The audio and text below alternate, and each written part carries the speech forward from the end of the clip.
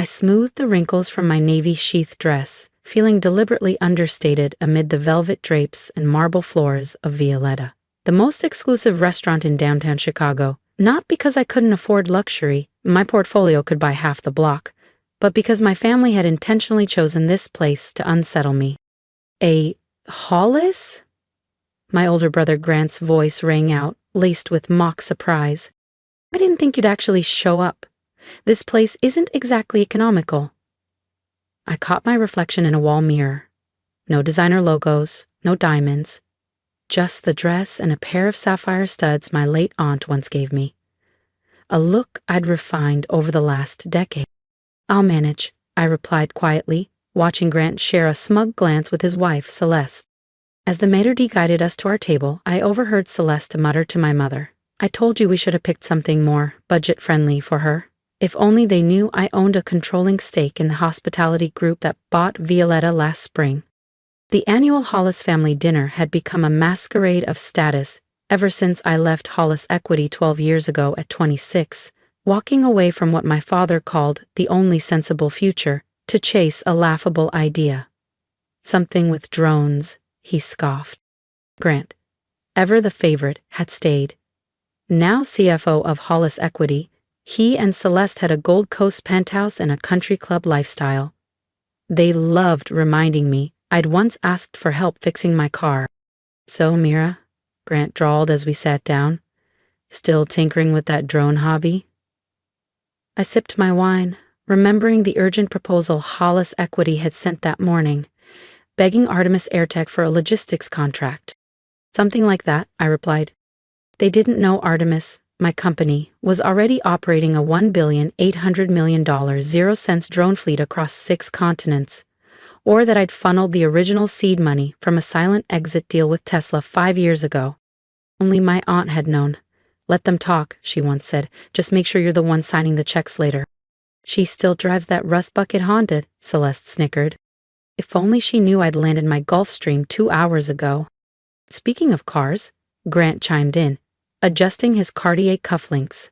"Celeste and I just ordered the new Bentley Flying Spur, fully custom, hand-stitched leather, imported trim." He turned to me with a smug tilt of his head. "What's it like, Mira, taking the train to work?" "Great way to cut emissions," I replied smoothly, thinking of the LEED-certified private jet terminal Artemis had just finished building near O'Hare. My father cleared his throat. "Now, Grant, let's not tease. Not everyone is made for the pressures of real finance. At least she's independent." He said the word like it was a diagnosis. "Oh," Celeste chimed in brightly. "Grant has some exciting news. Tell them, babe." Grant's chest puffed. "We're in talks with Argonne Freight.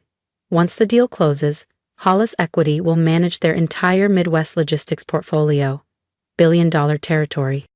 I smiled faintly. Argonne Freight was one of the logistics companies Artemis quietly acquired 6 months ago.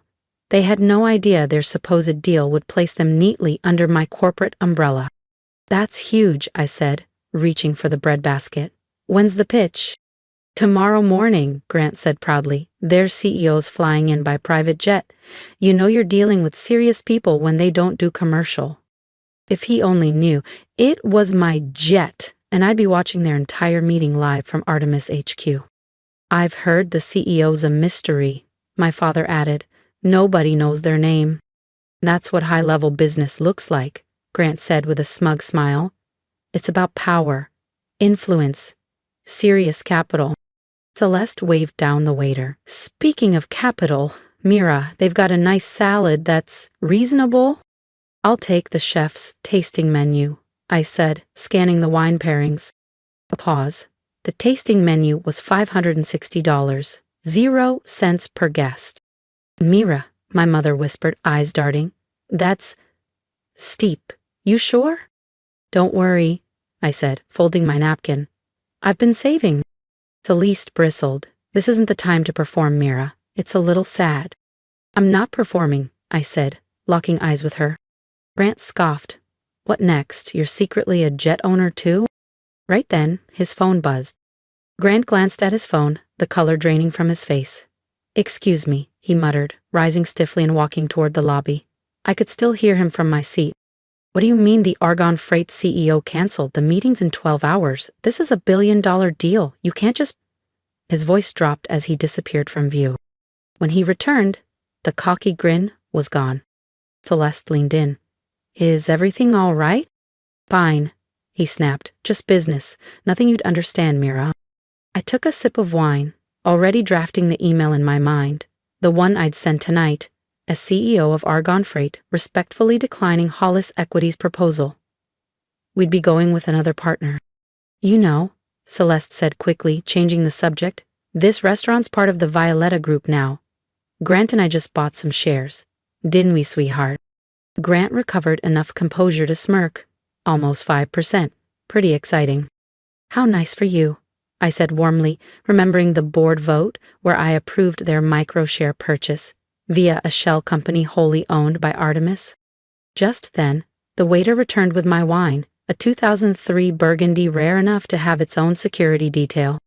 Compliments of the owner, he said with a slight bow. Celeste blinked. There must be some mistake. We're shareholders. We didn't authorize anything. No mistake, madame, the waiter replied. The owner was clear. For Miss Hollis's table only. Every eye turned to me. I raised my glass, cool and unbothered. How generous, I said. Grant's phone buzzed again, likely another panic call from his team. He excused himself again. Celeste stared at the wine, then at me.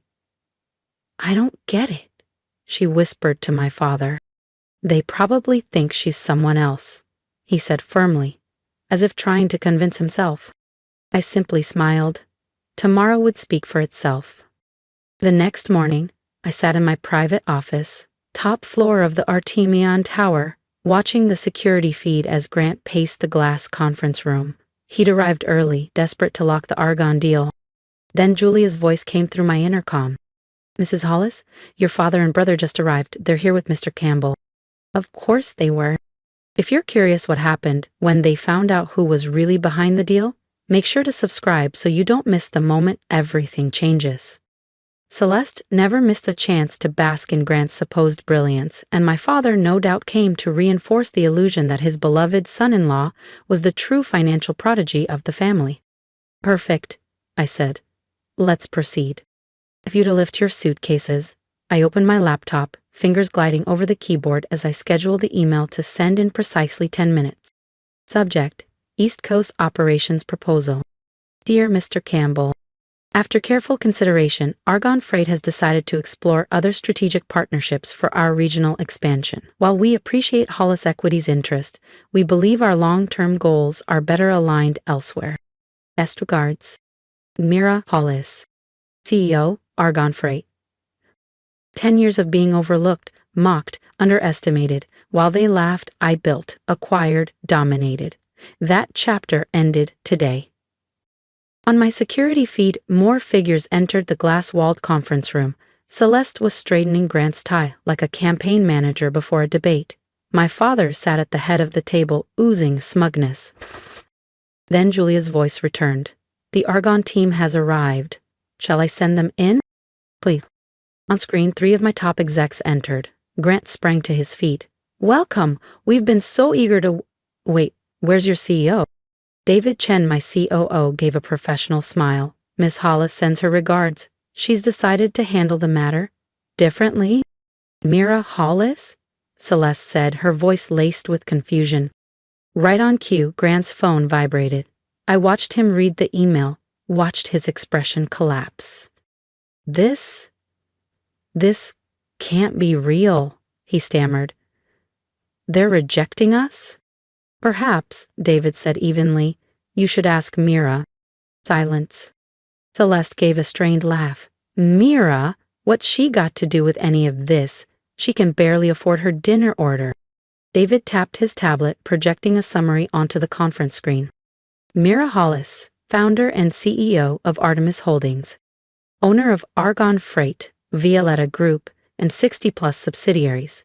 Estimated net worth $8,200,000,000, 0 cents. I stepped through the door. The silence cracked like glass. Celeste looked like her face had been drained of color. Gwent sank into his seat. My father was motionless. "Good morning," I said, smiling. "I believe we need to have a serious conversation about your conduct, Grant," I said calmly. Celeste's voice cracked. This is impossible. You drive a Honda. You borrowed money for a repair." "Actually," I corrected her, "I own the dealership that services that car. The loan story? Just amusing." Grant's voice finally returned. "But Argonne Freight? The jet? The building?" "Yes," I said, lips curling into a smile. "The private jet you couldn't stop bragging about? It's part of my personal fleet. Would you like a tour? It's at my terminal. Artemis Aviation built it last year." That finally broke my father's silence. "So, all this time, you've been building an empire." I met his stunned gaze. "While you were busy mocking my little drone hobby, I was becoming one of the largest private investors in the U.S. I turned toward the floor-to-ceiling windows, letting the skyline speak for me. "That restaurant you just bought shares in? I own 40% of the group. That office tower Hollis Equity leases space from? I bought it last spring. That private jet firm you desperately need? Just one arm of my aerospace division." Celeste had started to cry. Her mascara streaked in black lines down her face. "Why didn't you tell us?" I turned back. "Would you have believed me? You all decided I was the family embarrassment. It was easier to let you think that while I built something you couldn't even imagine." "Now listen here," my father snapped, clinging to whatever authority he had left. "No," I interrupted. "You don't get to play family now. Not after a decade of watching them humiliate me at every turn." I picked up a folder from the table. "Let's talk about Hollis Equity." Grant stiffened. "My team discovered some creative accounting in your recent filings. Care to explain?" Grant's face strained. Celeste turned sharply toward him. "What accounting?"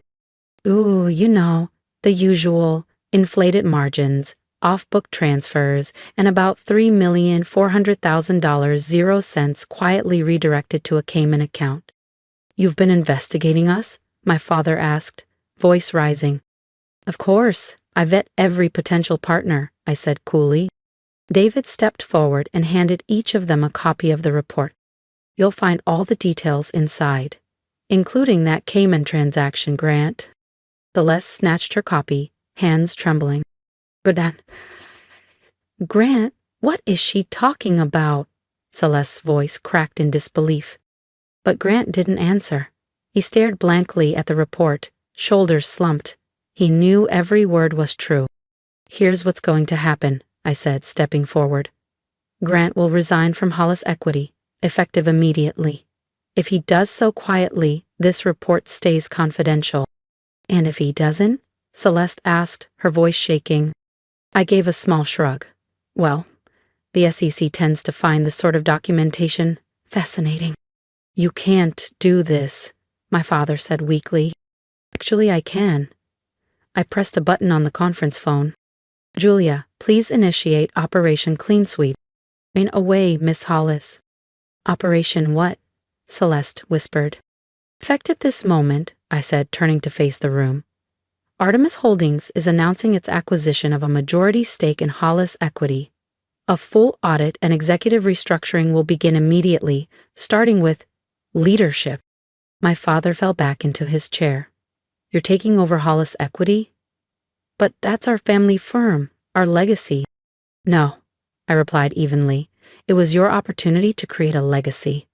But you were too busy playing favorites and protecting corruption to notice what was crumbling beneath your feet." I paused at the door. "Oh, and Celeste, about last night's wine? That vintage came from my private cellar. It cost more than your new Bentley." The weeks that followed were a whirlwind. Grant resigned just as expected. Celeste filed for divorce the moment she saw the full extent of his misconduct. My father announced early retirement, too ashamed to report to his familiar daughter. I brought in elite forensic accountants, restructured Hollis Equity under the Artemis umbrella, and implemented airtight compliance protocols. When the market realized I was behind the takeover, the stock soared. 3 months later, my mother asked to meet. She picked a small corner cafe, No five-star facades this time. After an awkward pause, she finally spoke. I don't understand. Why live like you were struggling when, in reality, a billionaire? I finished, stirring my espresso, because I needed to know who you all really were when you thought I was nothing. She lowered her eyes. We were awful to you. Yes, I said calmly, you were. Can you ever forgive us? I looked at her, unflinching. Forgiveness isn't the issue, Mom, I said quietly. It's trust. You all showed me exactly who you were when you thought I had nothing. I met her eyes. So why should I trust you now that you know I have everything? She didn't have an answer. 1 year later, I sat aboard my private jet, yes, the same one Grant had admired without knowing who owned it, returning from a summit in London. The Artemis portfolio had just expanded into Europe. Another milestone. Celeste had remarried, now living in a modest apartment in Lincoln Park with a CPA who worked long hours. Grant was selling luxury SUVs in New Jersey. My father had quietly purchased a small condo in Sarasota. The empire he hoped to pass down had dissolved. My phone buzzed. A message from Celeste. Happy birthday, Mira. I know I don't deserve it, but I miss you. I looked out the window, watching clouds drift past. I thought about family, about power, about what success really costs and what it's worth. Maybe one day, we'd rebuild something real, something earned. But not today. Today, I was at peace knowing I'd created something extraordinary while they were busy laughing behind my back. My grandmother would have smiled. Mrs. Hollis? The flight attendant said, approaching with a gentle smile. We're preparing to land at your private terminal. I nodded. Thank you. Oh, and can you make sure my Honda's pulled up front? I think I'll drive myself today. Because sometimes the greatest revenge isn't wealth. It's the quiet clarity of knowing you never had to prove anything. Sometimes the one they mocked for taking the train ends up owning the rails, the station, and the trains themselves. That evening, I unlocked the safe in my office. I slipped in a new item, Grant's resignation letter. I joined a few keepsakes, the receipt from Violetta, and a worn envelope containing my grandmother's handwritten note. Let them underestimate you, my dear. Success is sweetest when it blindsides them. And oh, how right she was. I spent 10 years being dismissed, overlooked, and underestimated, even by the people who were supposed to believe in me most. And yet, I didn't let that define me. I used every doubt, every insult as fuel. If you felt even a flicker of connection with my story, if you've ever been the quiet one in the room, the failure at the family table, the one no one saw coming, then I want to hear from you. Drop a comment below, tell me your story, tell me where you're headed. Let's lift each other up, because we're not alone. We're building something bigger than revenge. We're building power, dignity, and purpose. And if you believe in rising quietly, working relentlessly, and showing up when it matters most, hit that subscribe button. Your support helps bring these stories to light. Let's create a community where no one has to apologize for their ambition and where quiet strength is finally recognized for what it is, unstoppable. Remember this, the world may not clap for you when you start, but they'll watch in stunned silence when you succeed. And sometimes, that's the sweetest sound of all.